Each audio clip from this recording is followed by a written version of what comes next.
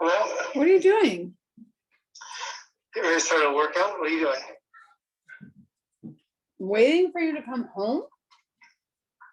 I'll come home tomorrow, dum-dum. You told me you were coming home tonight. Oh, it says a 2-day visit.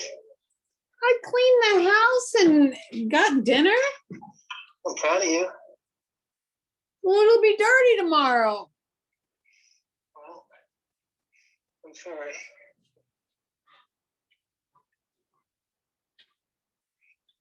Well, that's a bummer. I'm not sure why this won't connect.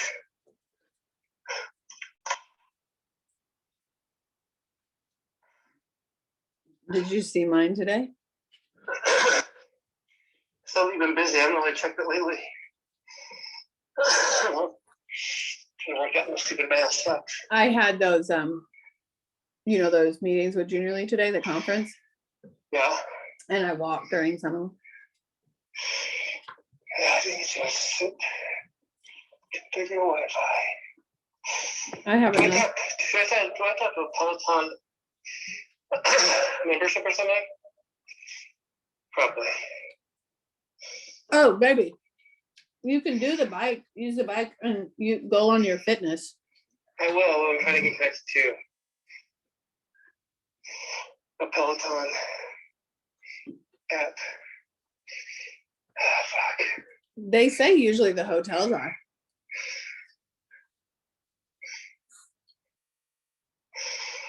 Okay, this is on. Connected to the lobby. I was so sad when I saw you still in St. Louis.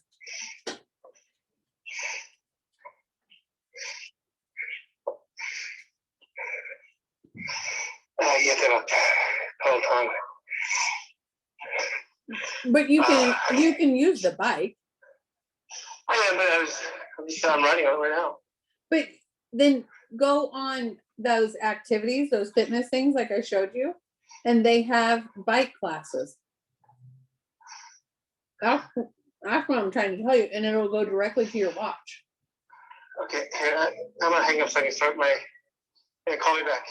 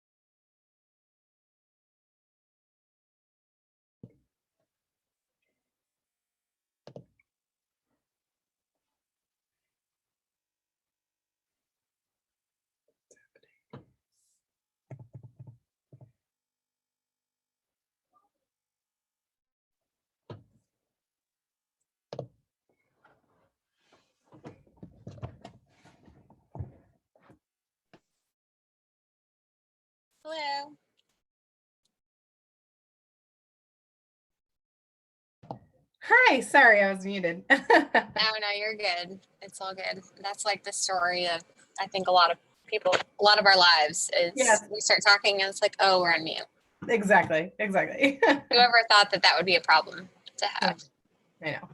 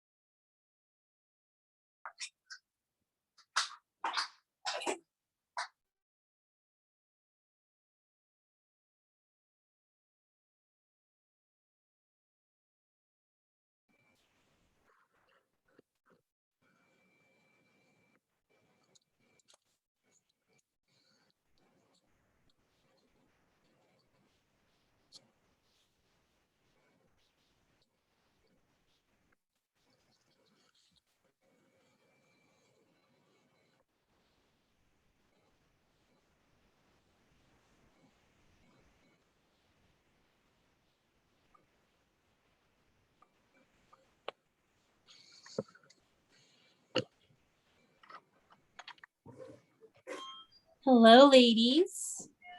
It is 7 o'clock, but there are about 20 people signed up for this, so I think we're going to wait a couple minutes, see if anyone else joins us. I will go ahead and put the check-in code in the chat so you guys can get checked in. Thank you, Jessica.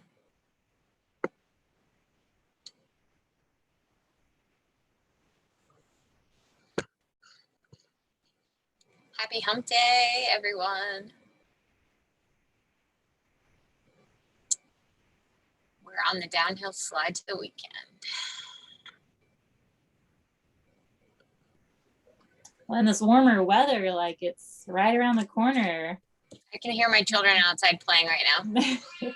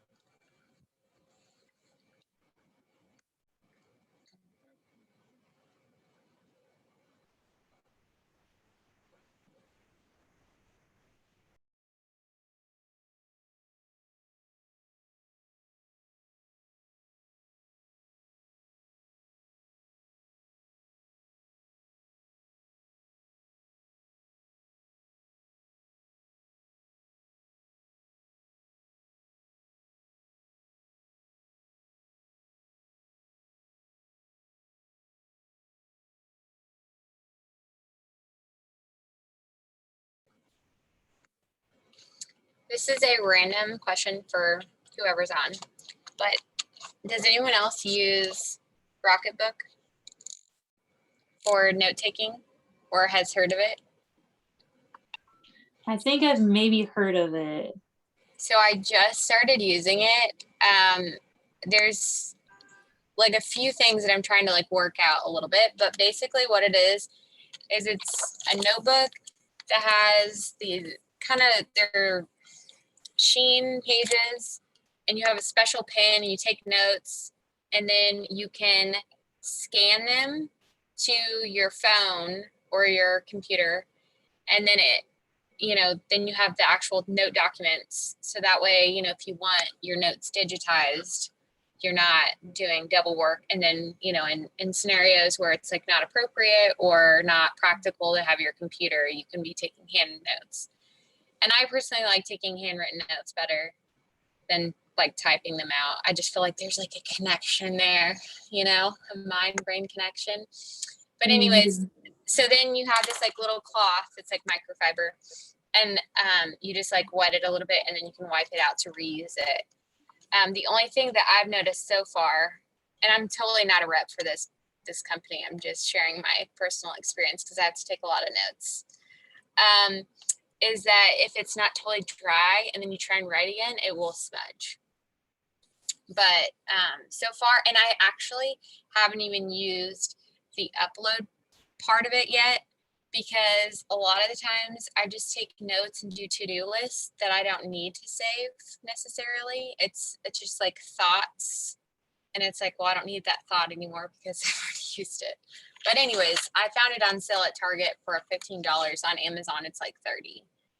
But since it was only $15, I was like, I'll give it a go, because I go through a lot of notebooks and I feel like this is a more sustainable option. So Yeah, that does sound like the one I heard of, and I was kind of wondering about it.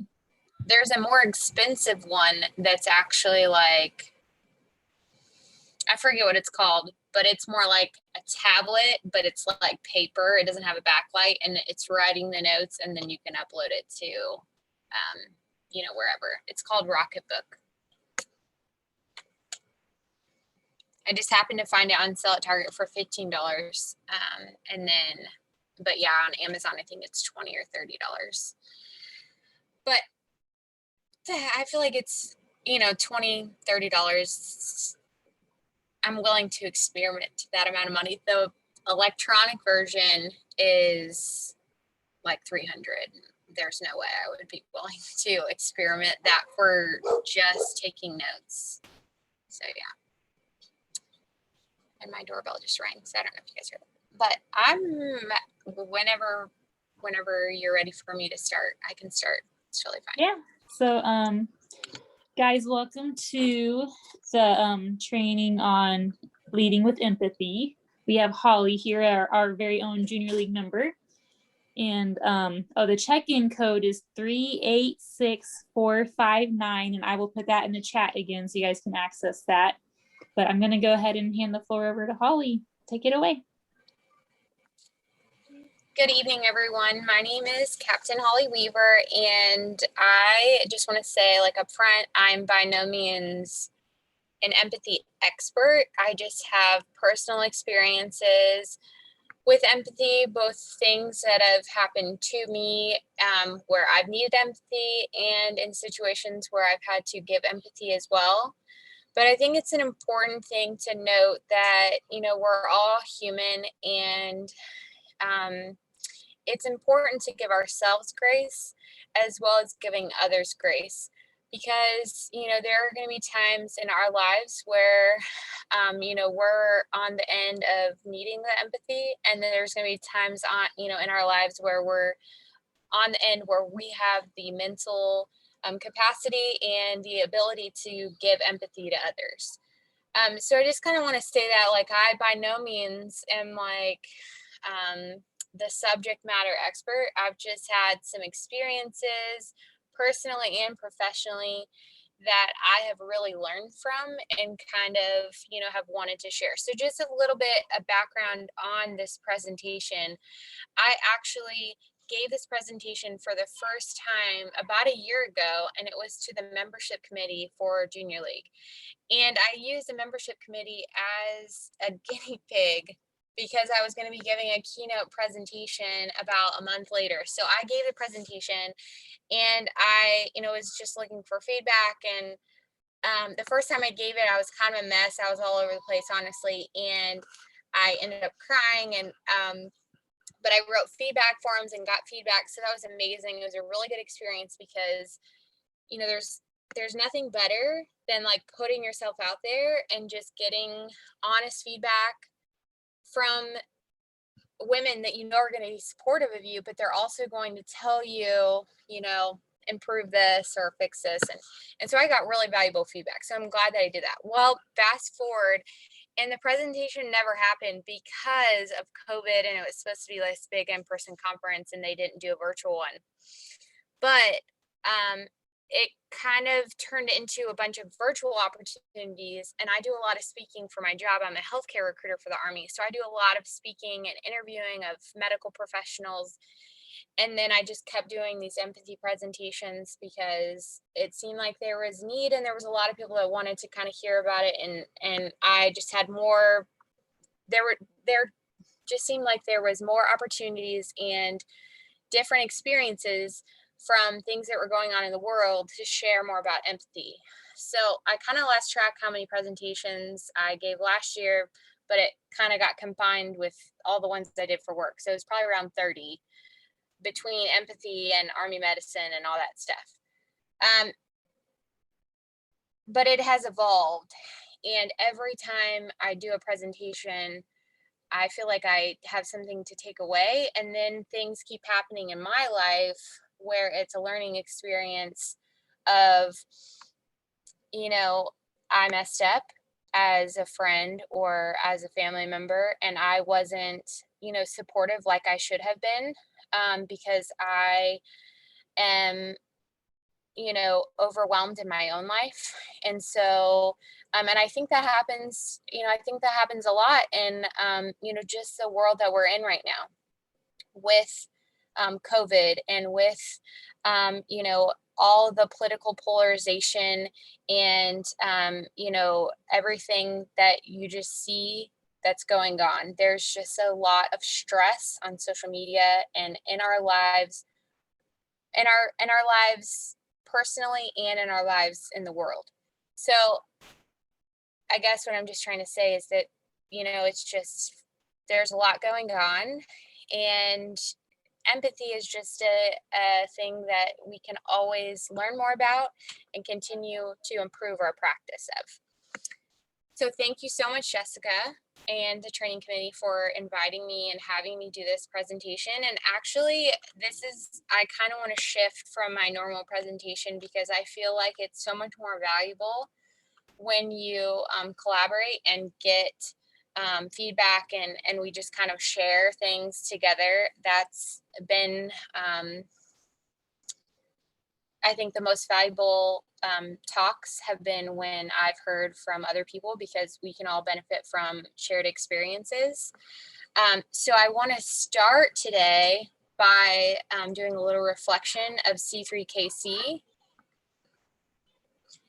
And sorry, I thought my kids were trying to come in here. Which could happen. I might need to lock the door.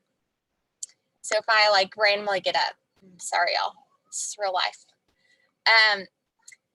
So did anyone attend C3KC virtually today? Okay, looks like at least one person.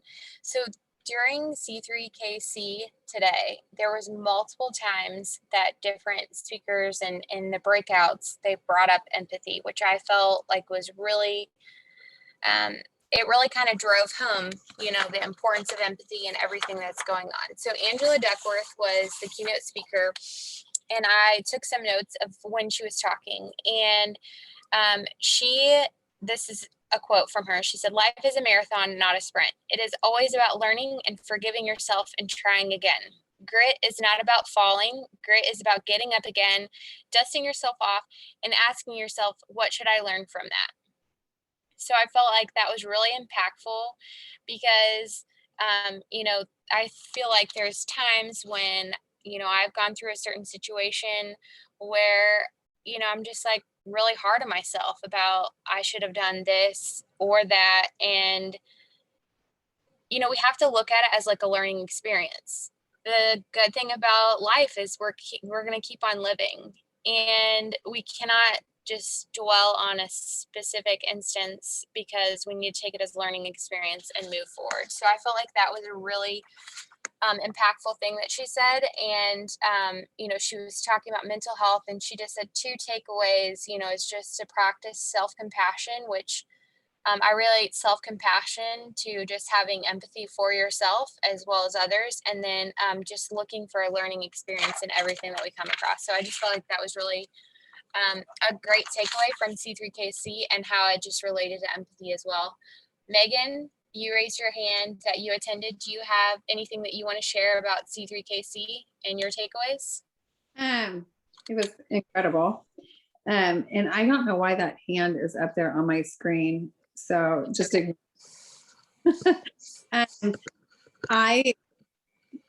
The ones that I went to, I thought it was a lot about empathy too, and about how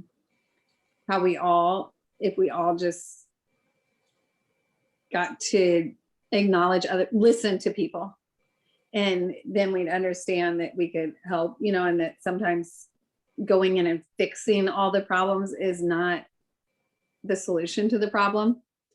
It's about listening. Yeah, they were all incredible. It was amazing.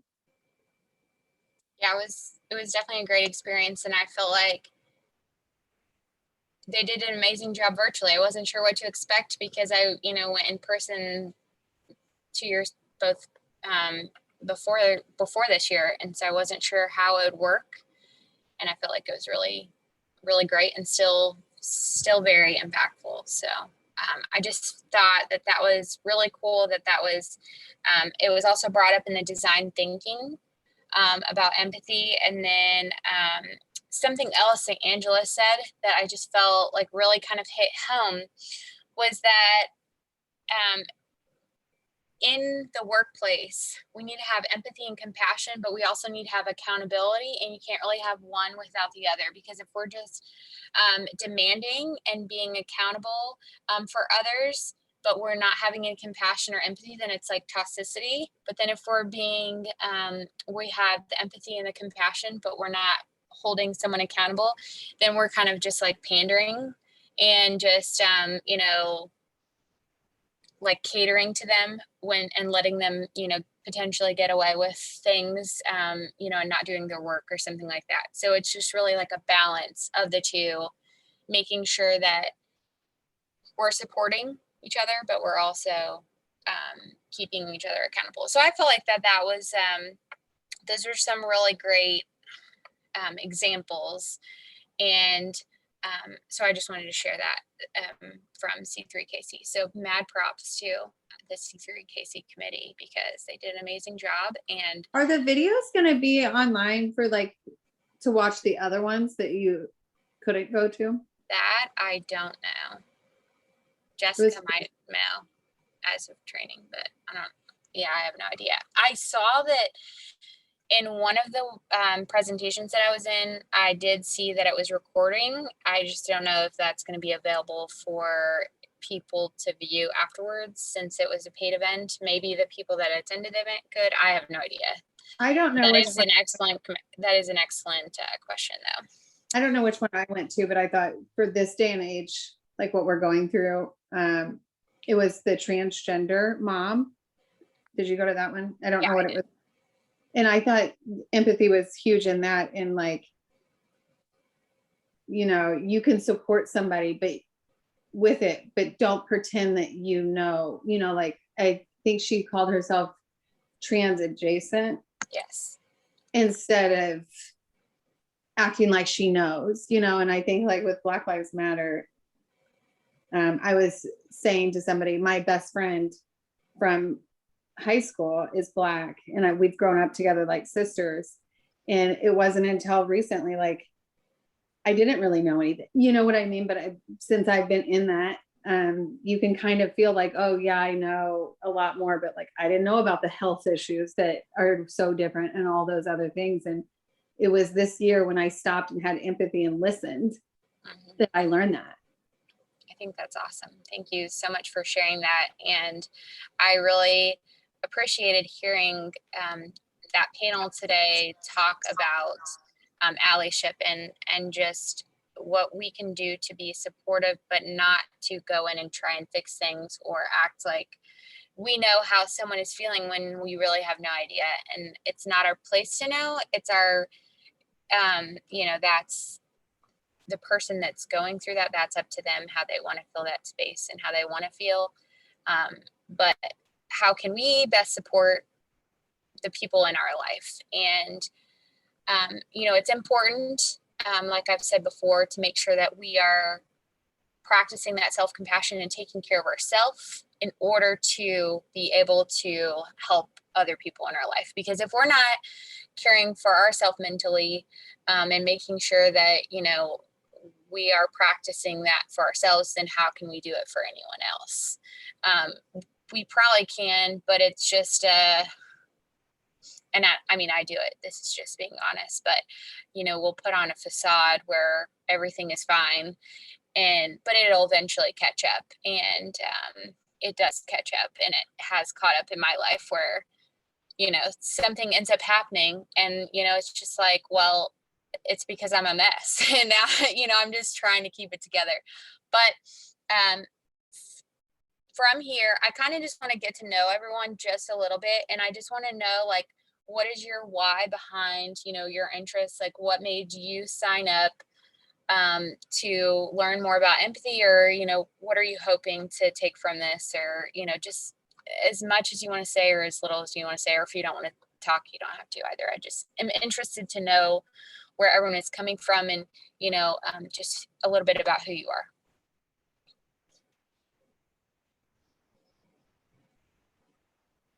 are. I'll start. I'm Megan. I am a hairstylist in Prairie Village. And so when I saw this, I wanted to take it because, hairstylists, they always say people tell their hairstylist more than they tell their therapist, which is very true. But what I'm noticing is I'm having to deal with a lot of mental health issues now. Like my nurses that have been on COVID for a year, they're having total breakdowns, and that whole going back to like not fixing it. But I want to know, like, what is okay for me to say and what not, and when to just stop and not try to say anything and just say, I'm here, And so that's what, because we're hairstylists and we talk all the time, so we always want to fix it, And I've learned that sometimes that can be very rude. That's not what people want. Thank you so much for sharing that.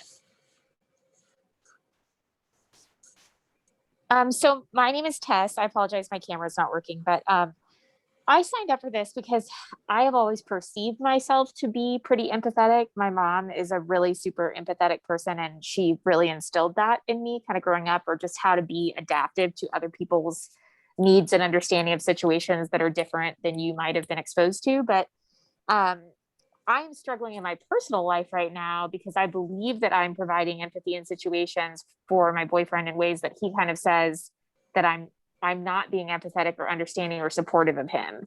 And so there's a gap that I'm obviously creating somehow because he's not feeling empathy, even though I believe I'm expressing it. And I just kind of thought if I could hear perspectives of different ways to show empathy or different ways that people interact in those environments, like it could maybe help me connect to him a little better. Thank you so much for sharing. And I'm taking notes of everyone's situation. So hopefully through this connection with all of us here, that we can all share our experiences, and maybe everyone will come away with something. Because like I said, I'm not the subject matter expert. I just am here to share, and I hope that everyone else is willing to share as well. And I think that, we can all take something from this. So thank you so much, Tess. Hi, I'm Abby. I am a high school art teacher, and I also have 2 kids. And so there's in art things kind of, people talk and put themselves into their art. And I actually find it easier to have empathy for my students than I have for my own children. I have a 6-year-old who is very emotional and struggles with like the little things and thinking they're really big. And so kind of talking her through those kind of emotional kind of, I don't know, roller coasters, and just kind of being there for her instead of just like shutting her down. So just kind of understanding how to be supportive for my own kids and my own family. Thank you for sharing.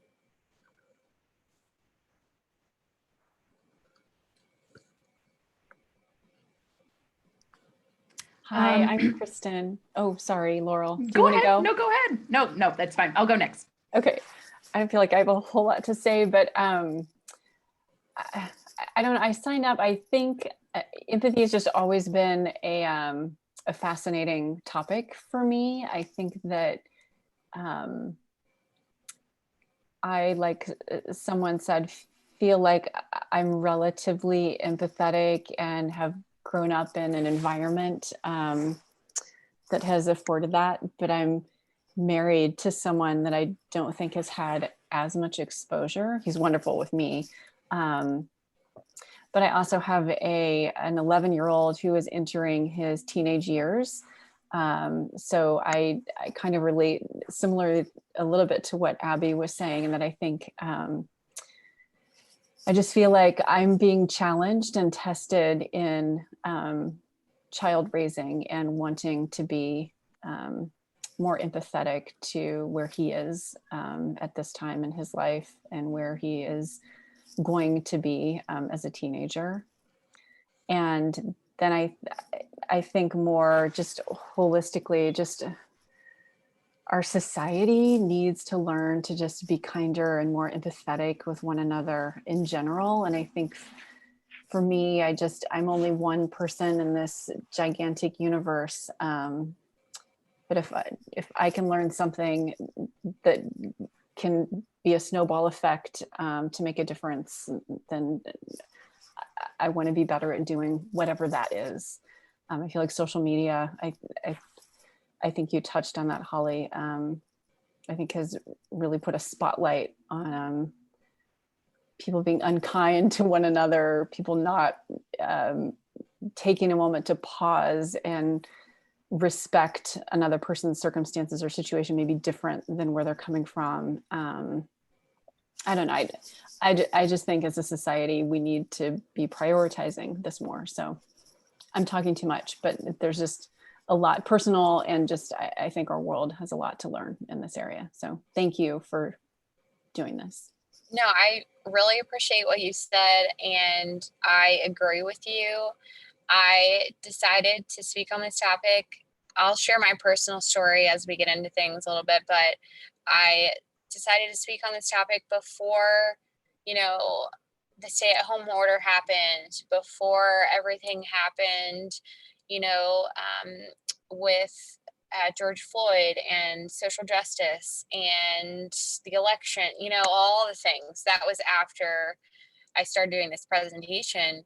Wow. And that is why it's kind of evolved since. And I kept doing it because there was the need. But yes, so thank you. You kind of touched on, just being kind. Yeah. Is a wonderful thing. Yes. Amen. My reasoning would be very, very similar to Kristen's. I've noticed that, especially in these polarizing times, people get so heated, and even close friends of mine, I've noticed, are very quick to just, if somebody's got a different opinion from them, they're just done. Like, they just cut people off, and that's not good. To me, it's important to try to figure out, okay, think about this person, why they might have this particular opinion, what happened in their life to make them think the way that they do. And, just, people I think have to be more empathetic of others that way. Otherwise, we're just going to have a bunch of angry people all the time. I know. I feel, yeah, exactly. Mm-hmm. You need to listen. So, right. Yeah, exactly. So that's kind of my big thing, because I also think that empathy and forgiveness kind of go hand in hand too.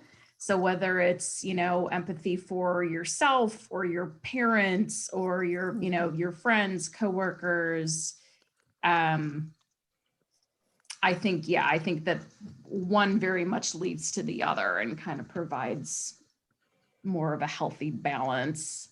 And I just think that it's an interesting thing to learn about. Thank you so much for sharing, Laurel. If I'm being totally honest, I said why I was here, and I am here for that, but I have majorly struggled for what they just explained. I have been that person that have cut people off, and I've never been that way. And I noticed, like in the trans thing today, one of the things that struck me was I was shocked that they were talking about this and using Christianity, because I have struggled with that this year. To, like, when you say you're Christian, but then you're not standing by this, I'm like, but you're not, and I've become very judgmental when it comes to that stuff. And awesome, something from that thing that you guys keep on saying, be kind. Adam from that Resurrection Church, they're starting a huge group that says just be kind. And so I think it's interesting that you guys have both nailed that. So I need to hear more than just my clients. I need to work on myself.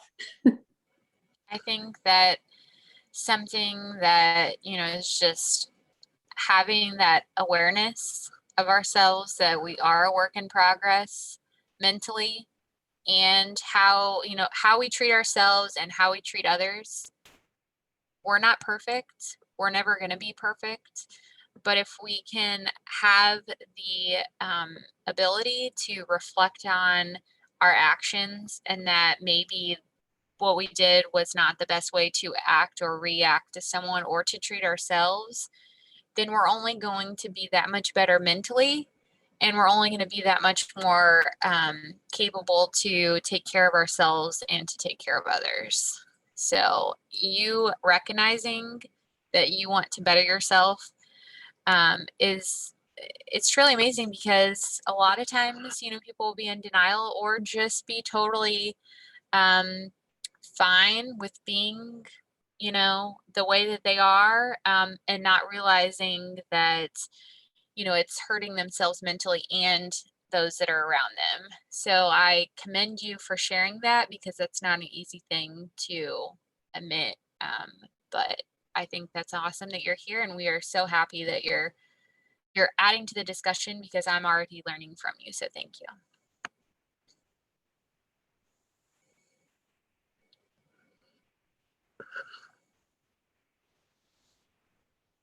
And it looks like Melissa said, hi, I signed up because I love the topic of leadership development, and I have been reading a lot of the Brene Brown books recently, which emphasizes the importance of focusing on humanness.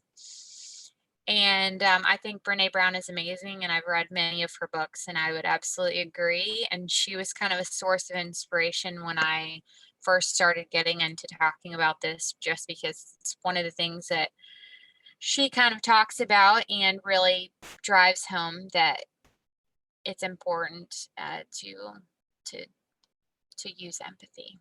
So it looks like there might be a couple more people that did not introduce themselves. I don't want to put anyone on the spot. If you don't want to, that's totally fine. But I'll just do a awkward 2-second pause in case anyone else wants to introduce themselves. I'm happy to. I'm Alex. I joined this training because I'm noticing, it's harder to support people virtually right now for me. And there's some coworkers too that I'm having, or friends who are going through things that, I can't imagine, I've not been through, and I don't want to pretend that I do, but I don't know exactly what to say, or my empathy is running low because I don't understand their situation fully. And so trying to expand that a little bit further and find the right words, even when I don't have the right words, I think is something that I would like to learn. I think that's awesome. And I'm glad you brought up the topic of it's becoming harder to sustain virtual support because we've kind of been in this a while. And for me, I've been teleworking almost exclusively for the last year, and I've gone into the office a couple of times, but very minimal. So I will bring up a few things that I've done that have helped my team connect more virtually. So I made a note, so I'll make sure I go over those things and share, because it definitely helped my team and friends that I've done it with. So hopefully there might be something that you could pull from, and it could help you too. Thank you. You're welcome. I'm Sarah Bunting. I'm here for a couple of reasons. First, I am a Holly Weaver fan. I think she's the coolest. And second, I grew up as an only child on a farm. So I was not really, I always felt like I didn't react or understand people as well as maybe people who had more people around them growing up. And as I've moved throughout life, and I'm a senior manager at a pretty big company and managing people, and just in all these different relationships with people, I think it's something that I could grow and help people to gain their confidence about themselves by the way that I treat them, and just want to any of the tips and tricks that you have to share, and learning from everybody on just a few aha moments or nuggets that I can take away from this, and just be able to treat people around me that much better. I am excited to learn. Thank you so much. Okay. Did I miss anybody else that wants to share?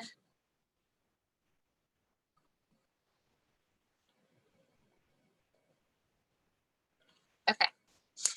All right. So I kind of went back and forth, honestly, if I should do my PowerPoint or not do my PowerPoint, because it just depends on the audience. And I like the personal connection more than I like the PowerPoint. But there are a few things that I like in the PowerPoint. So I am going to use it briefly. Let's see, screen.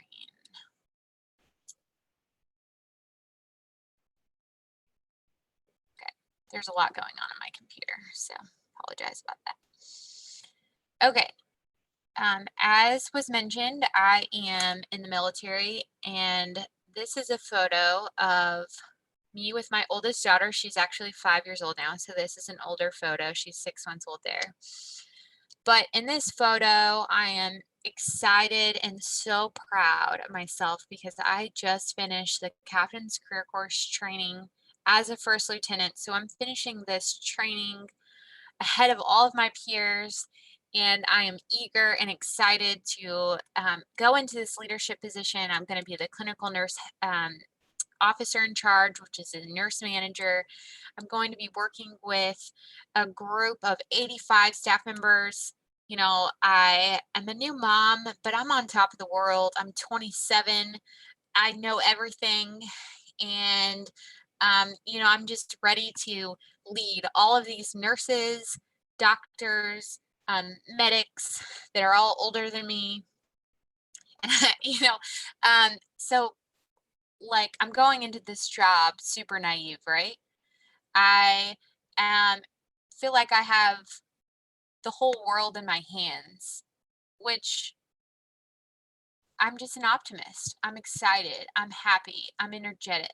I show up to this job, and on my second or third day back from this training, tragedy strikes. My coworker, my friend, my battle buddy was attacked right after work by another coworker, and it was after hours. This coworker had been a problem coworker, and she had raised up concerns, and he ended up waiting until everyone had left the building, and went up behind her and doused her in a flammable substance. They believe it was gasoline, and lit her on fire. I actually was still at work when this happened. I was a floor above. I was getting ready to leave, and I hear the fire alarm go off. And so the fire alarm's going off, which I felt like was very weird because it was saying code 500, which means it's like in an isolated area. So I'm leaving, and then I'm walking down the steps, and I actually smell smoke. And so I decided to go check it out because it didn't seem like a drill. So I walked into this hallway, and then I see this housekeeper, and I can remember this clear as day. This is 4.5 years ago now. She's leaned up against her cart, and she's just saying, "Oh my God, oh my God." And then I look down the hallway, and then I see like 4 bodies just like laying on the floor, and I'm confused because I have no idea what's going on. And it's, it's all like happening in seconds.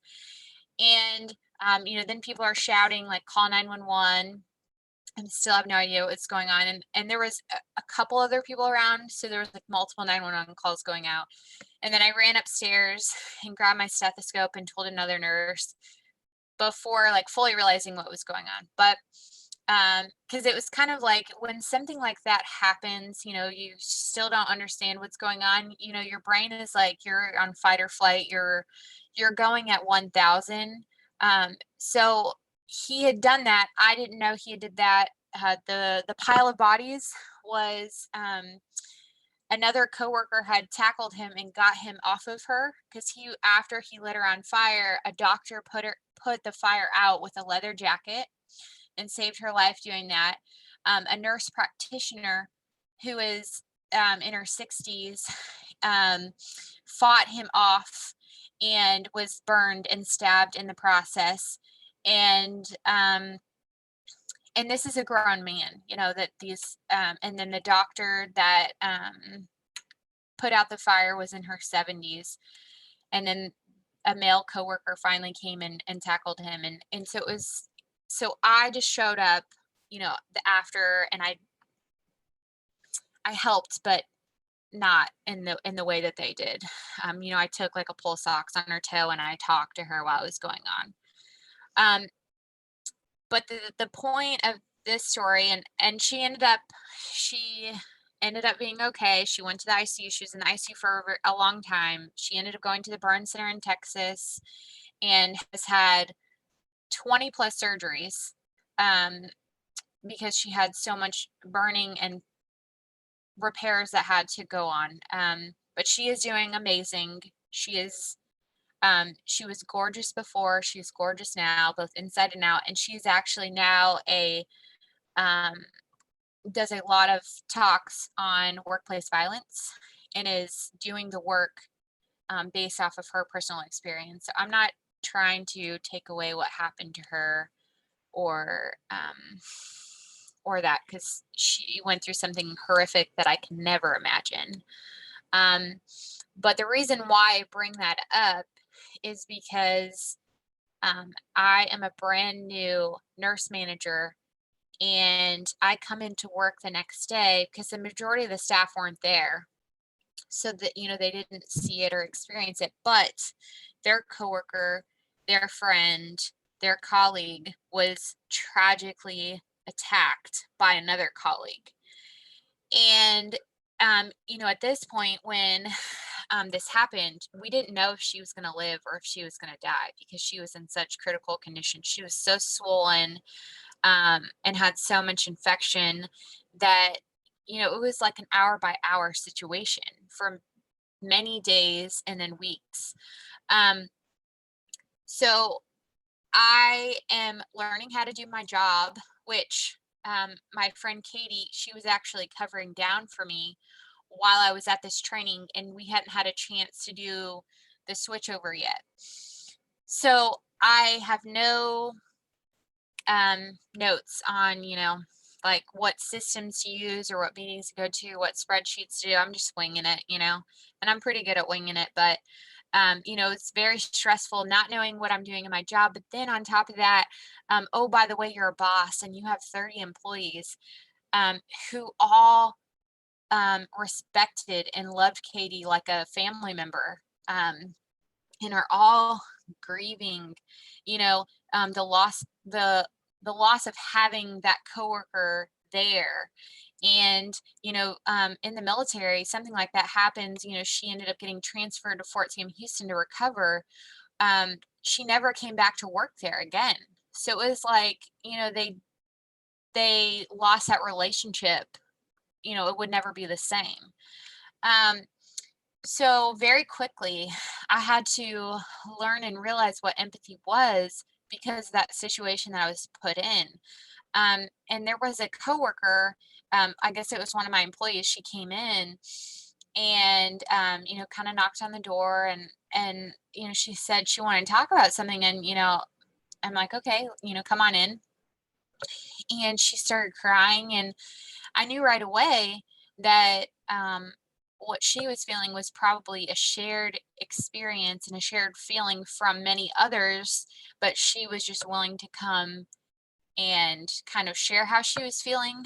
But it was in that moment where I was just kind of like, I had that realization that, you know, they don't want the answers. They don't want to go, they don't want to, act like it didn't have it happen and go right back to business. I just need to be here, and I need to be present, and I need to just listen and acknowledge that they're hurting, and, that this event took place. So I had experience with empathy prior to this, but I didn't actually have the self, realization that I was receiving or giving empathy.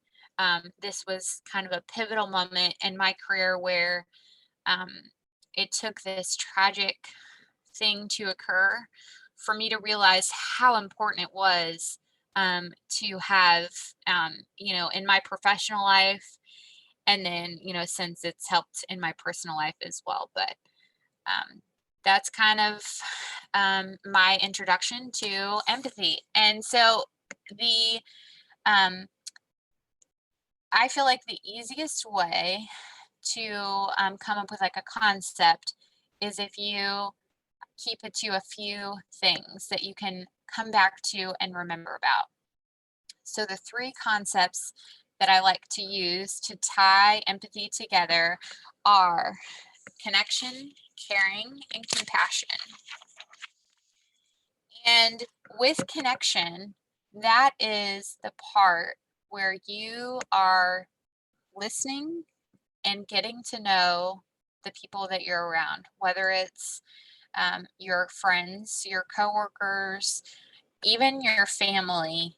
Sometimes, I mean, I feel like as I've gotten older, I, have taken the time to get to know my family better than I did, when I was younger. And just, you know, my grandparents that are still living, actually talking to them about things that they care about and like, versus just, oh, hi, grandma, you know, when you're younger. So really truly appreciating that relationship and listening to what they have to say and listening to their stories. And, you know, it's a big difference when, you take the time to do that. So I think listening is a huge thing, but just getting to know. So for example, if you're relating this to a committee or to your coworkers or your team or even your clients, you know, taking the time to get to know their hobbies. If they have children, you know, what are their kids' names? If they have a spouse, what's their spouse name? And then, like, what do they do for fun? What do they do on the weekends? If you know that they have kids, and they're probably going to be something, you know, with their kids on the weekend. So it's just kind of that base level knowledge, where if you don't take the time to listen to find out their core family members, you know, or that they like the Chiefs or they like the Packers, then it's going to be really hard to have more than just like a surface level conversation. And obviously, like in a large setting, like let's say you work for a big company, you're not going to be able to be at this level for everyone. But I'm talking about like the core group of people that you surround yourself with, whether it be your committee or your you know, your small group of coworkers. And I found this with myself, you know, there were a few coworkers that I knew really well, and then there were a few coworkers that I knew not that much about, mainly because, they were a little more reserved and, just didn't share. But once, I asked the questions about different things, and it was like when I did talk to them, we had a lot more to talk about. And I felt like I could understand where they were coming from by knowing those things. So connection is listening and finding out information to understand who they are as a person and what makes them tick. So the next piece is the caring piece. And this is once we know and understand, who they are as a person and their base level, then we can actually understand what their stressors are. And right now, the top left image, there's a few terms that are related to the military, such as the PT test and PCS. PCS is like a military move. So there are a few military specific words there. But we all had this base level stress before COVID happened. We have relationship stress. We have, friend stress. We want to get healthier. We're stressed about work. We're stressed about money. We're stressed about our kids. We're stressed about, the list goes on and on and on. And then now we're stressed about posting something on social media that, is this going to start an argument? Am I going to lose friends if I post this? Do I even post this? Because it's my Facebook, it's my Instagram. So I should be able to post whatever I want to post. But if I do post it, now I have to be stressed about people's reactions. And then now we have the stress of coronavirus. Are we going to get coronavirus? Are we going to give coronavirus? Are we going to get the vaccine? Or are we going to decline the vaccine? Are we a terrible person because we decided not to get the vaccine? Are we a terrible person because we're telling other people they should get the vaccine and they're selfish if they don't get the vaccine? It's like to everything that's going on in the world, there is an equal and opposite, reaction, of, let's say, people that are very strongly opinionated about not wearing masks or wearing masks. It's just, we are not only dealing with our own internal stress, we are dealing with everything else. And I feel like that is kind of what's putting a lot of people over the edge, is we have been dealing with our own internal stress our whole lives. Well or not, that's debatable, depending on, how we know that we're doing. But now you add in all this stress that, this is a pandemic of epic proportions. And, it's being said that in no one's lifetime that's alive has there been something like this. So this is uncharted territory. And then now we're making waves and movements that are long overdue, but are things that are making us uncomfortable and stressed and is causing anxiety. So I guess what I'm just getting at is we, in order to get at this level of knowing someone's stressors, is we have to take the time to get to know them, and their what their makeup is, if they're single, if they're married, if they're divorced, are they do they like to run, and that kind of stuff. Because then when you know that, let's say your friend goes on a weekly run or something like that, and then you notice that your friend doesn't tell you that she went on her weekly run, or whatever the case may be, then you can tune into the fact, well, this is off for her. you know, or a coworker that you normally talk to, and you know, when you see them in the morning and they normally are like chipper and like really will share, you know, share or just, you know, talk and just share freely, and then they're just like really closed off. Well, if you haven't gotten to know them at all, you know, you just think like, what's up, you know, that, you know, what's wrong with them, like what's up with them today. But if you know, like they're a generally happy person, but they have you know, a sick family member or something like that, you could provide that space to say, you know, I'm here to support you.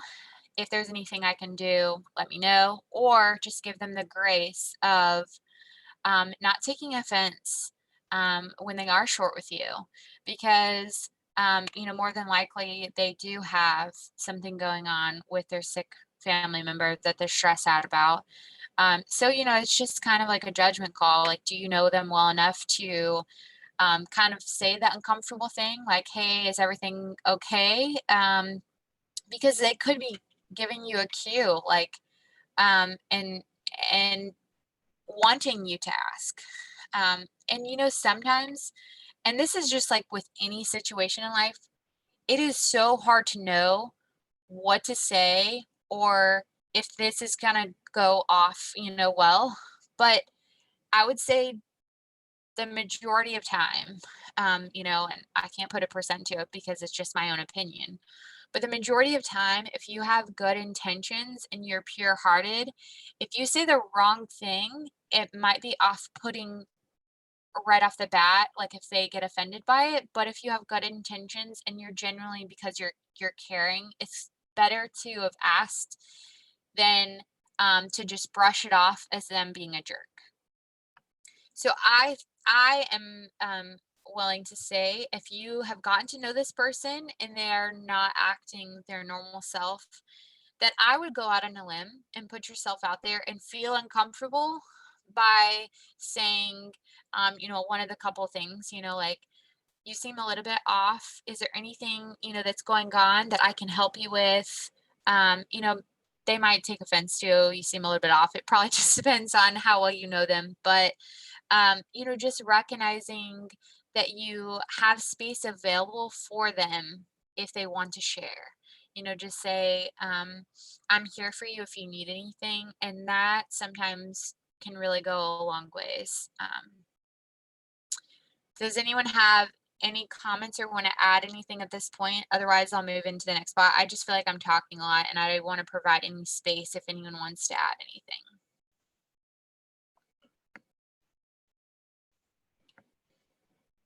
Okay, cool.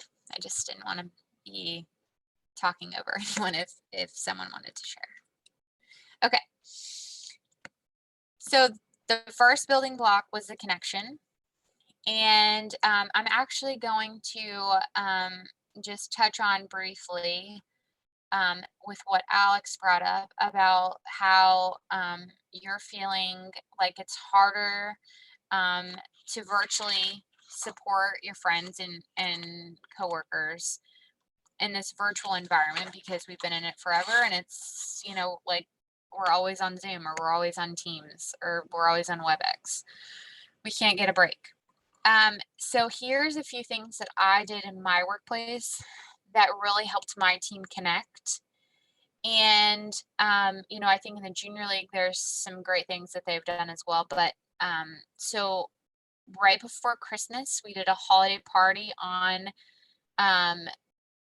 Teams, and I put together a trivia game, a scavenger hunt game, which that was a blast.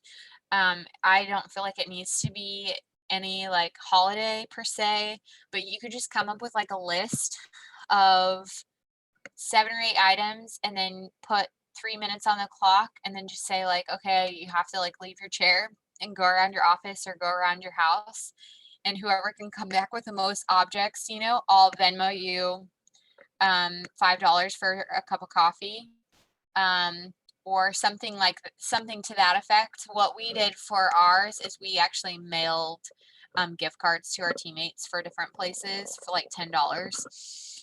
So that's a really fun, quick one that I feel like, because, you know, at least for my team, we have to do so many of these meetings. We just all dial in, everyone's mic is off, camera's off, and we're just listening to whoever's presenting or talking. And then, you know, it's like the people only talk when they have questions or they have something to add, but it's not actually like conversing and it's not connecting. It's just, okay, we're here for this purpose, but this purpose only. We're not actually being like, hey, how's your day going? You know, what's new? You know, on your end. It's literally everyone's dialed in. There's 50 people dialed in and no one's saying anything. It's like, well, this is, in my opinion, I'm like, this is a wasted opportunity, to where, you know, we could have some type of icebreaker or some type of dialogue, where it just doesn't feel so transactional. You know, and I just think that if we took a pause to do those kind of things, that it would kind of loosen the atmosphere, and then it's a little bit of fun. So the scavenger hunt, and then I did a trivia game, which, you know, you can do any kind of trivia, but ours was holiday related. And then I can't remember the third one. And then I did funny awards, you know, like in school, or just at work or in the office, they had the awards. You know, so it's just, I thought of funny awards to give to people, and I made digital certificates. So as I presented the award, the certificate scrolled across the screen, and, you know, everyone laughed. And there's a coworker of mine who always jokes about not wanting to wear pants to work. And so, you know, he won the No Pants Award. And there's another coworker, we have to send a check-in every morning to show that we're like alive and working when it's supposed to be working hours. And it's silly, but everyone just sends emojis and gifts and whatever. And there's a coworker that literally sends a cup of coffee every single day at the same time, sends a cup of coffee. So she got the Coffee Pot's Best Friend Award. But, you know, everyone thought that was so funny. And it's just like, you know, I sat and did this for an hour one evening, and I was just thinking of funny things to give people and to tell people. And everyone like laughed so hard at these dumb awards that, you know, felt insignificant when I was doing them, but truly created a lot of connection with the group. And then people are bragging about like their awards. And you know, so I just think it's things like that where it might seem kind of silly, but I think that that's what we're missing so much in our lives, is the silliness and the free spiritedness and the laughter. And, you know, I think we have gotten to a place where everyone is so concerned that, you know, we're going to offend someone, or, you know, we're going to say something and it's going to come off as crass, or, you know, it's just that we are becoming less playful and less humorous because of the constant stress, you know, both internally and externally. So I hope there's a few things there, Alex, but those were just a few things that we did. And then just, you know, when you do these check-ins or have your virtual meetings, just make sure that you know, actually ask your coworkers or your friends, like, how are you doing? You know, what are you doing this weekend? And make it more than just a meeting, and make it like you're actually in the office, and what, you know, you'd be shooting the breeze if you were in the office sitting next to each other. So just do the same thing, you know, when you're at home. And then I know personally, you know, friends, I mean, whether it's, you know, discussing a book or a Netflix show, I think that, you know, I think it just takes a little bit of effort and creativity, but it's still possible. But I definitely know that the virtual thing, it gets old after a while. So that's my little tidbit for Alex. So I hope that some of that was good. Okay, so we had the connection, and that's the listening and getting to know and understanding how the person is, what makes them tick, what are they like, who is their family, all that stuff. Then we have the care, and that is now that you've listened to them, you can know and understand their stressors and also know like when they're off. So then once you have those two first building blocks, care and connection, then you can actually go into the compassion phase. And the compassion piece is the actionable part, and that is the support piece. So I truly feel like you can't just jump to the support, because if you do, you're going to be throwing things at, not literally, but you're going to be offering support to this person that may not fit what they need, because you haven't built the first two steps or first two blocks. You need to know, you need to get to know this person, and you need to know their stressors to know what kind of support to provide. So for example, I had a coworker who was caring for his mother-in-law that was terminally ill.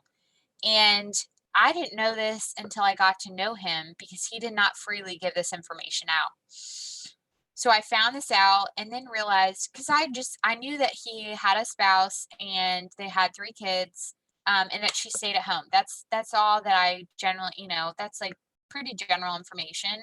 But I didn't know that on top of caring for their 3 small children, she was also caring for her bedbound mother who was dying.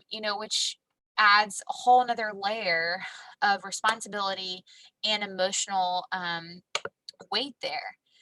And so I, was just kind of getting to know him and his family, and found this out, and found out that his wife, they also, so they're the military. We're at a recruiting station, not a military base. So there's not the strong military network of, other teammates that are there, and there's not all these programs that are available.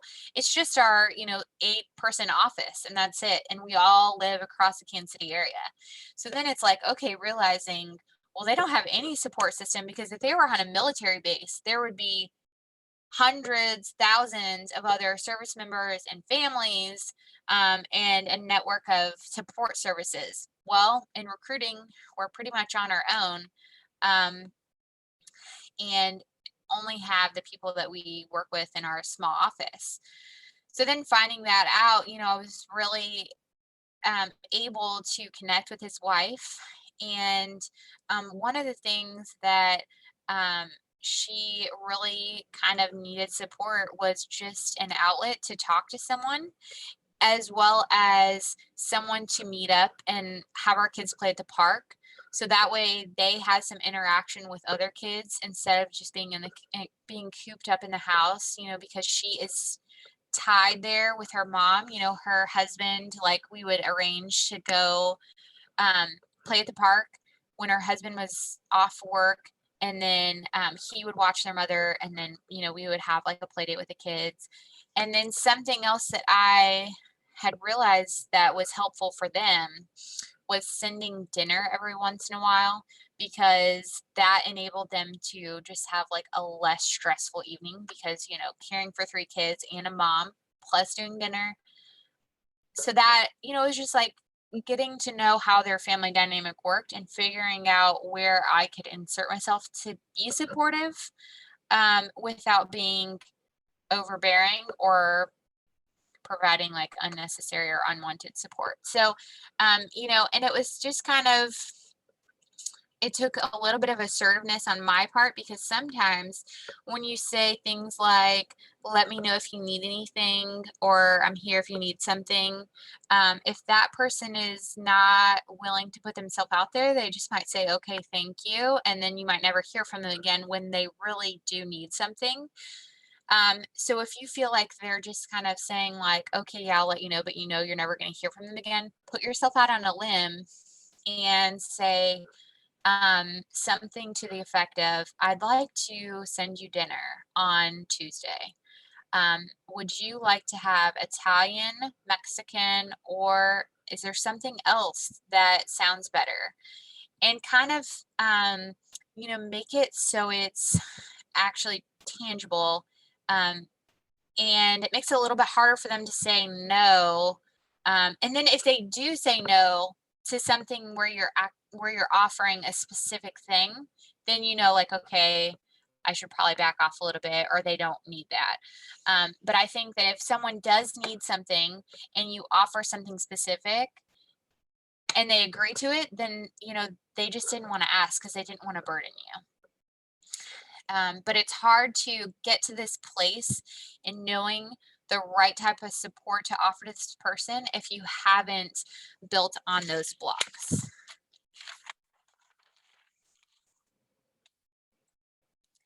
And then this is just a really good video. I'm not going to play it, but it's only a couple minutes long.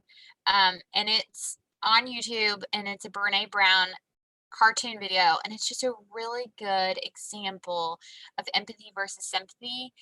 And empathy, and you know, this took my personal experience to truly realize what the difference was. I thought they kind of coexisted, they were one and the same, until I went through my own stuff and then realized, like, when I was on the receiving end, wow, there is a big difference. And sometimes we don't realize that things that we say are hurtful or are not supportive. And I actually just had an instance in my life where I said something to someone, and it was like I hurt their feelings, and I wasn't being supportive, and it wasn't my intention. And I'm glad that that person told me, because I had no awareness that what I said was not supportive. And it was um yeah, so I just think that it's important to know and realize, and just to always give yourself space, that we're not always going to say the right thing. And um, it's really hard not to dwell on things that you've done and said if they've hurt someone. But if you can recognize that you did, then just learn from that and then try and do better the next time, both for yourself and that person. So I highly recommend watching this video. It definitely helped me a lot with my journey. Okay, so I talk about how I learned what empathy was in my professional life, but I truly realized what empathy was on the receiving end when I became a mom. So I have 4 kids, and I gave birth to Shannon in 2016. I gave birth to her sister Penelope in 2018. And September 2019, I gave stillbirth to our son Christopher. And then in July of 2020, exactly 10 months, which is like the full length of a pregnancy, I gave birth to our rainbow baby, Maximus. And it was through my experience of giving stillbirth that I was on the receiving end of empathy, both practiced in great and amazing ways, and in ways that hurt me, and that I was able to further learn from and grow and realize that some of the things that I did and said in the past weren't helpful and supportive when I was hurting. Unbeknownst to me, about a month after giving stillbirth, I got pregnant. Didn't find out until I was about 8 weeks pregnant, and then had a praise God, healthy pregnancy and uncomplicated delivery. And now my son is 7 months old. So that experience personally helped me just kind of realize that until you go through something where you're grieving and you have loss, it's hard to know and realize what someone else feels like, and to know how that is.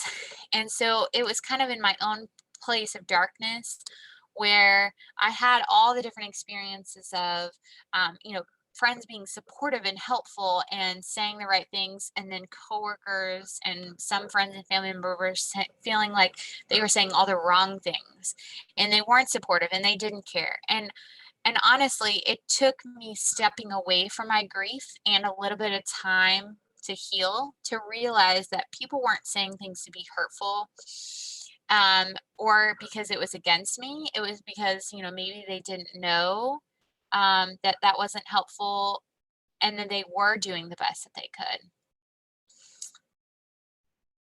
And then I just have, this is kind of my close, and then I'll open it up. I just looked at my phone. I haven't been looking at the time, just realized what time it was. So I'm very sorry that it's past 8 o'clock. But 2 books that have helped me tremendously as a leader and as a person. The first one is The Way of the Shepherd.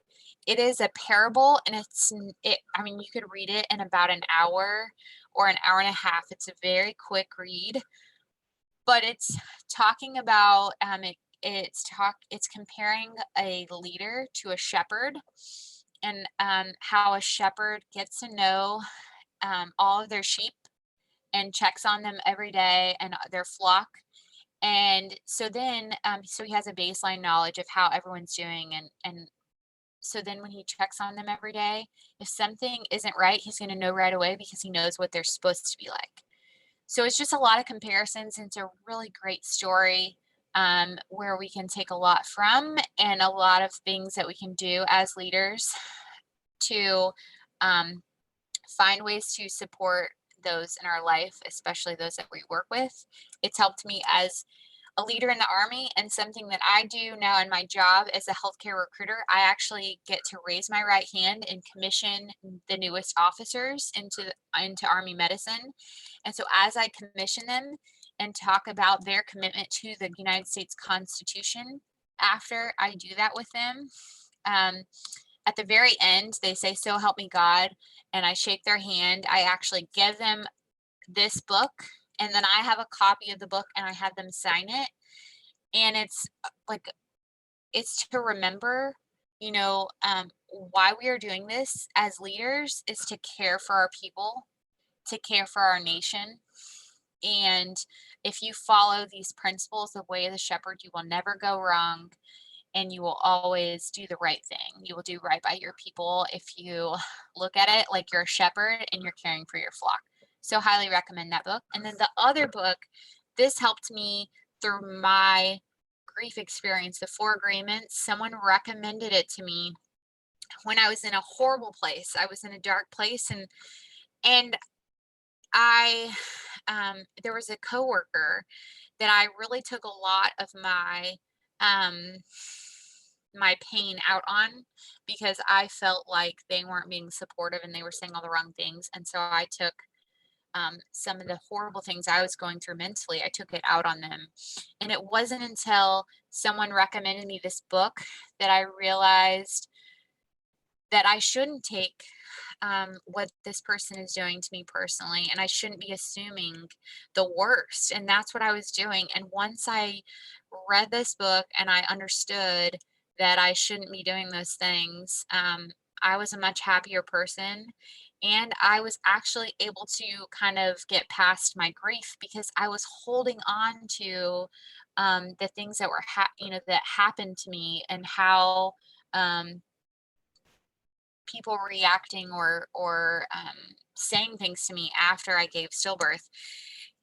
And so it was like letting go of that was a very freeing experience. And I don't think you have to have grief to be able to apply that in life. So I think just knowing these 4 agreements and practicing them really helps a lot, and has really been mentally freeing to me. And that is all the PowerPoint presentation is. I'm going to stop sharing my screen if I can figure that out. But I'll just open it up to, I just want to say thank you so much for everyone tuning in and listening to me kind of go off on tangents probably. But if anyone has any questions or comments, I can stay, however long. I would love to hear anyone that has a personal experience that wants to share, or if you have a specific question, please feel free. I just have a quick question. Are the 4 agreements, is that a book as well? Or Yes, okay. It is a book. Awesome. Thank you. I just pulled this poster off the internet to kind of, there we go. I just want to say thank you for sharing your personal stories. It made me think of something that I hadn't thought about going into this issue that I have with my cousin, and probably some legacy feelings that are impacting our relationship. And so it's definitely made me think about things a little differently. So thank you for sharing your stories. Thank you for sharing that. And I hope that you can have some reflection, and hopefully things can improve with your cousin.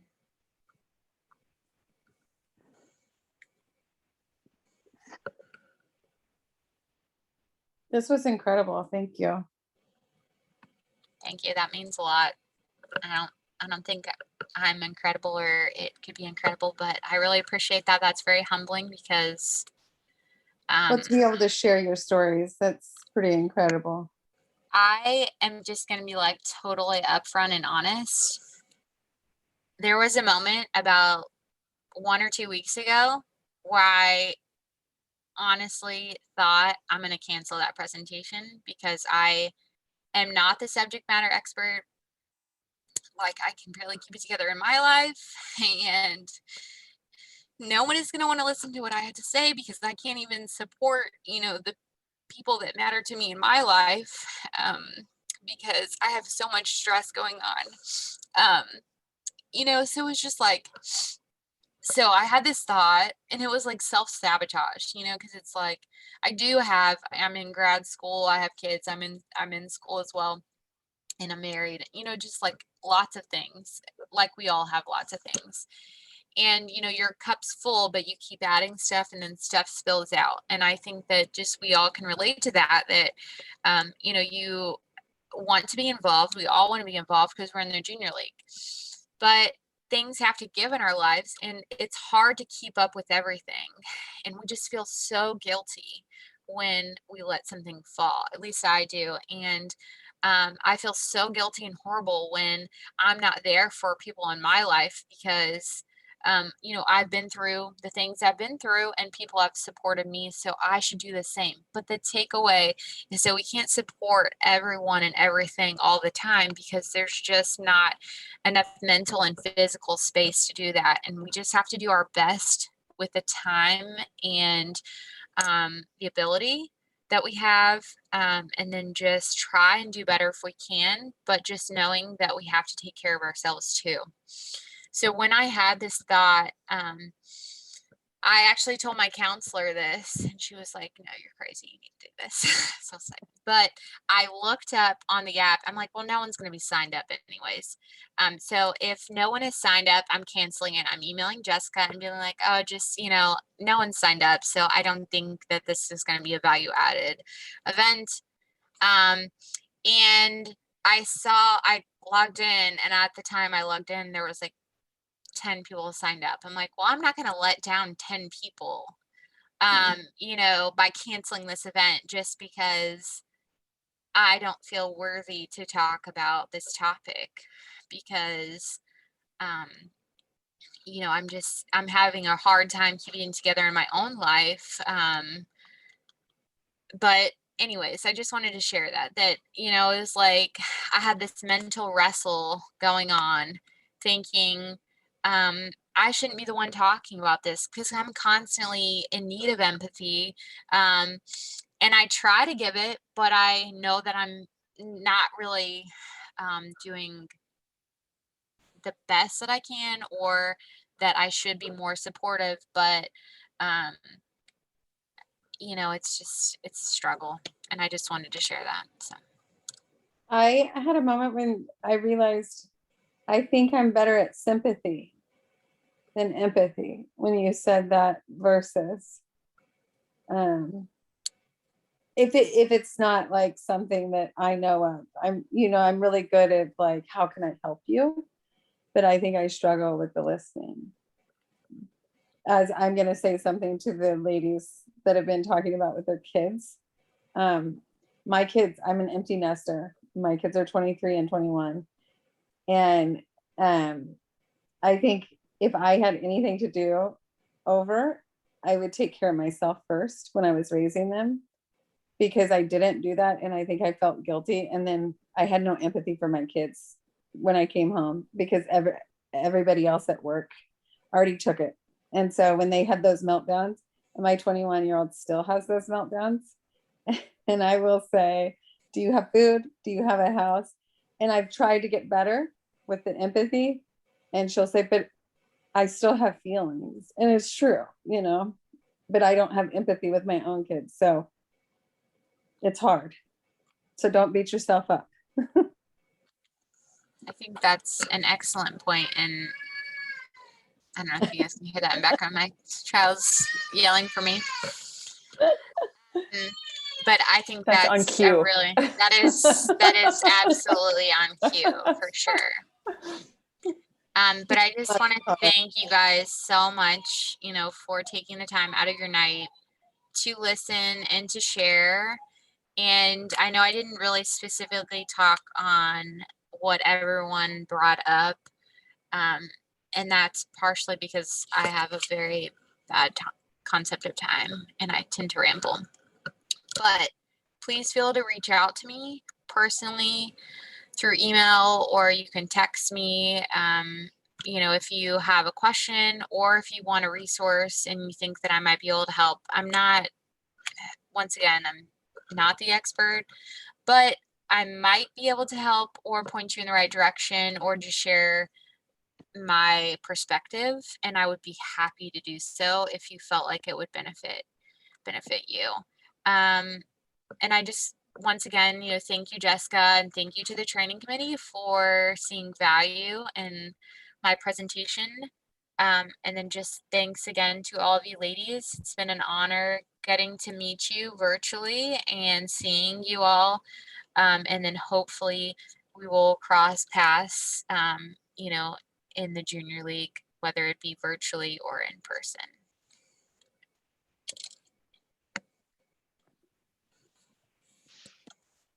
And I'm putting my phone number and email in the chat box in case anyone wants or needs it. Thank you very much for everything. It was really informative. Like, I appreciate your time and I appreciate you being so open with us. Thank you, Tess. I agree. Thank you. This was excellent. There were a lot of very good specific advice points that were actionable, and I really appreciate that in training and things that I can't wait to implement. Thank you, Sarah.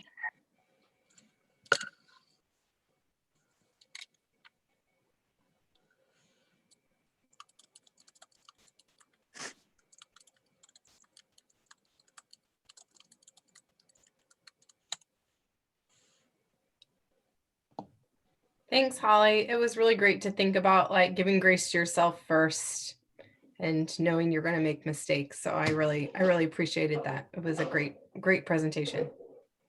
Thank you so much, Abby.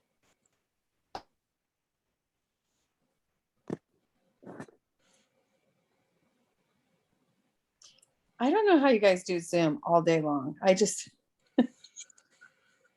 I can talk in a mirror all day long, but when I'm on Zoom, I'm like, Mom, my hair is terrible. My face. Yeah, I'm constantly adjusting my hair as I look at myself in the camera.